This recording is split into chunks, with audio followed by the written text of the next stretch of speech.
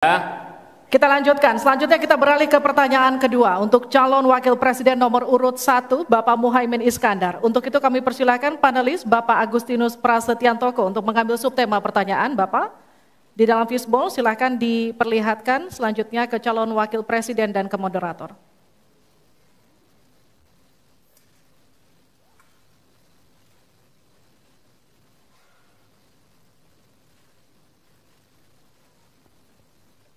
Investasi. Selanjutnya kami mengundang Bapak Fauzan Ali Rashid untuk mengambil undian huruf A, B, atau C.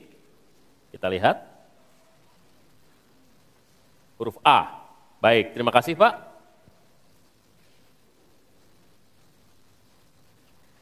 Kita buka amplop sesuai dengan undian yang didapat dan kita lihat masih tersegel Bapak. Kami ingatkan kembali untuk mendengarkan dengan seksama karena kami hanya akan membacakan pertanyaan satu kali.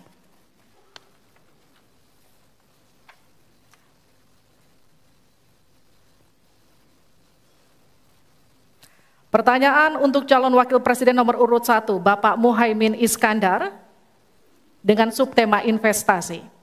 Kontribusi usaha menengah terhadap ekonomi kita sebesar 13%, sementara Thailand mencapai 18% dan Singapura 22%. Pertanyaannya, bagaimana strategi paslon meningkatkan investasi untuk usaha menengah dan mendorong usaha kecil naik kelas? Waktu Bapak untuk menjawab 2 menit dimulai sejak Bapak berbicara. Silakan. Terima kasih. Investasi salah satu yang paling penting buat pertumbuhan ekonomi kita. Dan investasi tidak akan ada masuk ke tanah air kita apabila tidak kita bangun trust, kepercayaan internasional, kepercayaan dalam negeri dengan apa? Dengan kepastian hukum dan terjaganya kestabilan usaha yang berkembang di masyarakat kita. Di sisi yang lain, investasi juga masih sangat tertutup. Kita ingin investasi ini begitu terbuka dan tidak hanya berkonsentrasi kepada investasi yang menumpuk pada sektor-sektor tertentu atau padat modal. Kita perlu menggeser investasi ini menjadi padat karya yang bisa melibatkan seluruh anak bangsa ini mendapatkan pekerjaan. Di sisi yang lain, di lain halnya investasi yang transparan akan membuka akses usaha kecil dan menengah untuk terlibat di dalam proses investasi yang masuk ke dalam negeri maupun yang ada di masyarakat. Kedua, agar investasi ini bisa masuk buat kalangan UMKM dan seluruh pelaku usaha kecil, maka kita harus kuatkan kapasitas dan kualitas produksi dari UMKM kita, sekaligus tanggung jawab pemerintah ini meyakinkan sekaligus memberi fasilitas kemampuan pemasaran untuk meyakinkan para calon investor baik di dalam negeri maupun dari luar negeri. Yang lebih penting dari itu adalah kepastian hukum, termasuk di dalamnya adalah jaminan akan investasi tidak akan disalahgunakan atau tidak menjadi beban baru, dalam artian investasi mengandung kecurigaan kerugian yang itu diakibatkan kepercayaan yang menurun. Kredibilitas pemerintah hukum harus ditegakkan untuk membangun trust agar semua yang investasi merasa aman. Cukup, waktu Anda habis. Terima kasih, mohon tenang. Kita mulai untuk meminta tanggapan dari calon wakil presiden nomor urut 2 terlebih dahulu, Pak Gibran. Silakan. Baik, terima kasih Gus Muhaimin. Mungkin PR kita ke depan adalah bagaimana kita bisa menurunkan indeks ICOR kita.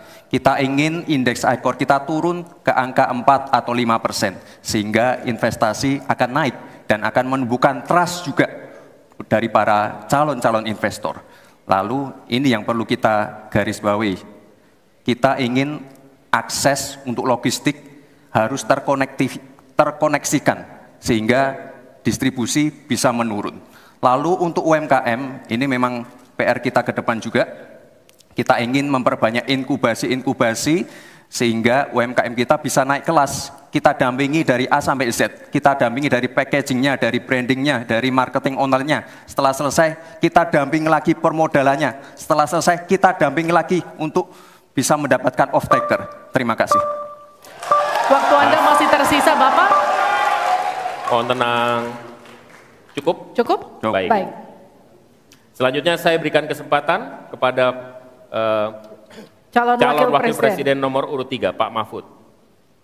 Caimin, calon Wakil Presiden Paslon 1. Begini, yang Bapak sampaikan itu tadi saya kira itu sangat normatif. Seharusnya begitu.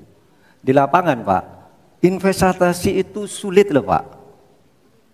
Prosedurnya bertele-tele, ada konflik of interest di mana pejabat yang ngurus itu misalnya harus mendapat sesuatu tapi disalurkan lewat si A. Itu laporan yang masuk ke saya.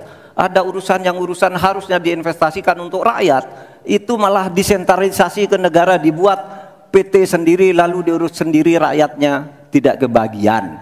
Nah, itu yang sering saya dapat laporan dari berbagai tempat. Minta izin misalnya untuk UMKM. Untuk UMKM misalnya, berapa? Perlu 24 meja, Pak, untuk mendapat izin UMKM. Pertanyaan saya, instrumen hukum apa yang Pak Imin bisa sediakan untuk menjawab itu semua?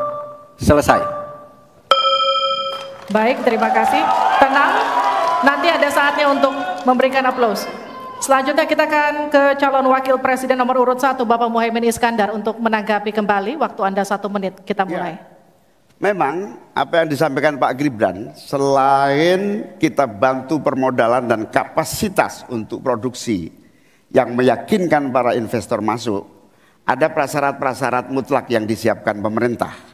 Sekaligus menanggapi Pak Mahfud, kita punya undang-undang Omnibus Law, kita punya sistem baru yang lebih efektif dan ramah terhadap investasi. Tetapi sekali lagi, pemerintah terlampau lambat dalam mengimplementasikan itu semua, sehingga harus kita selepet supaya lebih cepat lagi menyediakan sarana dan prasarana bagi percepatan izin. Berbelit-belitnya izin saya setuju, menjadi penyebab utama trust itu hilang. Nah, kita harus membenahi pada wilayah pemerintahan kita yang harus memberikan satu sarana infrastruktur yang memadai. Saya setuju, logistik menjadi salah satu kunci pentingnya. Logistik yang menyambungkan antara kebutuhan murahnya angkut barang sehingga investasi Cukup, waktu Anda habis. Harap tenang, kita lanjutkan. Kita masih lanjut.